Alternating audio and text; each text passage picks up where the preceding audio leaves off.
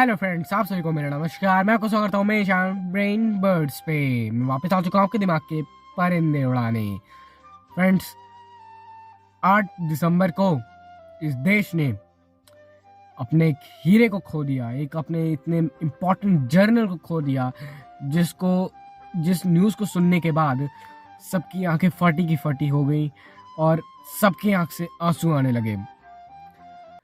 General Bipin Rawat कि एक दुर्घटना, एक प्लेन क्रैश में, एक हेलीकॉप्टर क्रैश में मृत्यु हो गई, जो कि घटा कुन्नूर के उन जंगलों में, मैं कहूँगा जंगलों में पेड़ से लड़ने की वजह से उनका जो प्लेन था वो क्रैश हो गया। और वो जा रहे थे वेलिंगटन, वहाँ पे आर्म्ड फोर्स के बच्चों को मोटिवेट करने के लिए, उनके फ्यूचर के लिए, उनकी कंट्री के लिए, कि उन्हें आगे अपनी कंट्री के लिए क्या करना है, कैसे करना है, ये उन्हें मोटिवेट करने जा रहे थे। बट किसी को भी नहीं पता था कि ऐसा हो जाएगा, वो भी ऐसे हेलीकॉप्टर के साथ, जो कि वो कई दुनिया में यूज़ किया जाता है और बहुत ही अच्छा माना जाता है। खासकर इंडिया में इंडियन एयरफोर्स का बहुत ही बेहतरीन हेलीकॉप्टर है ये Mi-17V5 हेलीकॉप्टर बहुत ही जाना माना हेलीकॉप्टर है, जो कि इंडियन एयरफोर्स में बहुत ज़्यादा यूज़ होता है। और उस दिन जिस हेलीकॉप्टर से वो ट्रैवल कर रहे थे वेलिंगटन के लिए, वो यही Mi-17V5 हेलीकॉप्टर था। बट किसी को भी नहीं पता था कि ऐसा हो जाएगा। और फिर जब उनकी डेड बॉडी को लाया गया तो उनकी बेटियों ने उनका देह संस्कार किया और उनको अंतिम विदाई दी, और इन्हें 17 तोपों की सलामी दी गई इनके काम के लिए, इनकी देश के लिए, प्रतिष्ठा के लिए। और इन्होंने जो भी हमारे कंट्री के लिए किया है वो हम नहीं कह सकते। एक 5 मिनट की वीडियो में, 6 मिनट की वीडियो में हम कुछ भी नहीं कह सकते, एक छोटी छोटी वीडियो में। ये हमारे देश के 27th chief of army staff थे,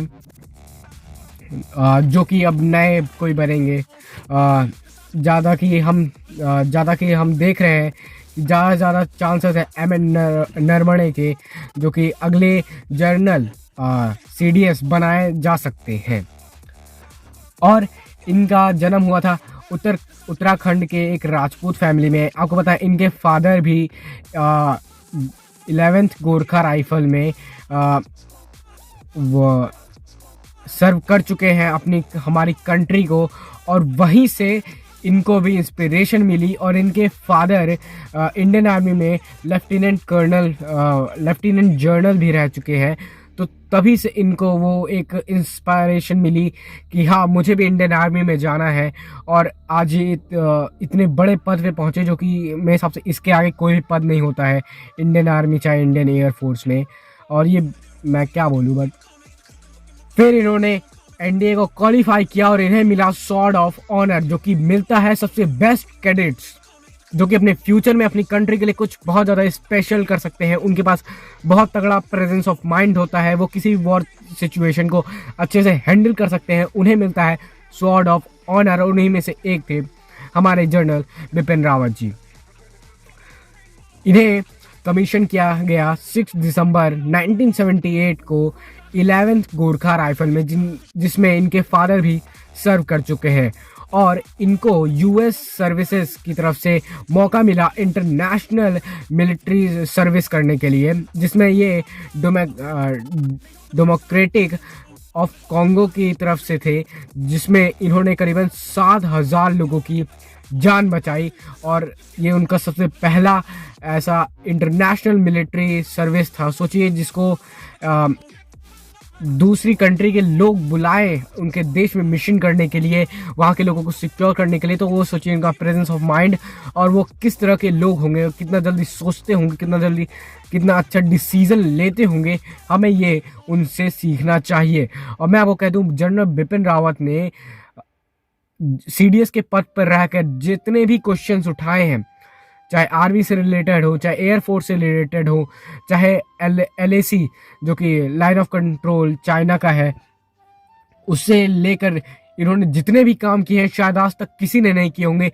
जितनी भी बात इन्होंने आर्मी को लेके, एयरफोर्स को लेके, नेवी को लेके कही होगी, अच्छी इनमें सुधार करने की कोशिश की होगी। शायद मुझे नहीं लगता कि आज तक ऐसे किसी ने भी काम किया होगा इस पूरी कंट्री में। और मैं बता दूं, ये हमारे प्राइम मिनिस्टर के फेवरेट थे, क्यों ना फेवरेट हो, क्योंकि बालाकोट एयर स्ट्राइक जब हुई पुलवामा के बाद, तो इनका एक बहुत बड़ा हाथ था उसमें। इनके आइडिया की वजह से ही बालाकोट स्ट्राइक जो हुई, एयर स्ट्राइक, वो सक्सेसफुल हुई, क्योंकि एक बहुत ही अच्छे इंसान का दिमाग हर एक कंट्री को चाहिए होता है। और इन्हें 21 जनवरी 2017 को 27th chief of army staff, मतलब CDS हमारे देश का बनाया गया। ये 27th chief of army staff है, बट सबसे पहले CDS है। और अब कहा जा रहा है कि जो दूसरे बनेंगे वो हैं MM नरवणे। अब मैं बात करने जा रहा हूं ग्रुप कैप्टन वरुण सिंह जी के, जिन्हें उनकी शौर्यता, वीरता और देश के समर्पण के लिए इसी साल अगस्त में शौर्य चक्र, जो कि 3rd सबसे बड़ा पीस टाइम गैलेंट्री अवार्ड है, शौर्य चक्र से उन्हें सम्मानित किया गया। बट 8 दिसंबर को उस दुर्घटना के बाद सिर्फ वो एक आखिरी सर्वाइवर बचे थे। उनसे बड़ी उम्मीद थी कि वो जादुई रिकवरी करेंगे, जैसे वो फाइट करते हैं वैसे वो फाइट करेंगे, बट वो यमराज से, मृत्यु से हार गए। और मेरे हिसाब से अगर वो जीवित होते तो आज हमें कई बात ऐसी पता चल जाती कि वहाँ क्या फॉल्ट्स थे। बट ब्लैक बॉक्स जो होता है उसे एयरफोर्स ने ढूंढ ही लिया है, जो आर्मी है उसने ढूंढ ही लिया है। तो अभी कई चीज़ें पता चलेंगी जिस पे मैं बात नहीं करूँगा। बट जो सबसे इम्पॉर्टेंट बात मैं कहूँगा कि इतनी बड़ी दुर्घटना के बाद जब हमारे CDS जनरल जी की मृत्यु हो गई, वो शहीद हो गए, तब कुछ लोग हंसने लगे। प्रधानमंत्री के पोस्ट पे आप चाहे कहीं भी पोस्ट करते, लोग उस पर लाफिंग का एक साउंड इमोजी देने लगे, वो अपनी फीलिंग व्यक्त कर रहे थे। तो क्या ये लोग देशद्रोही नहीं है?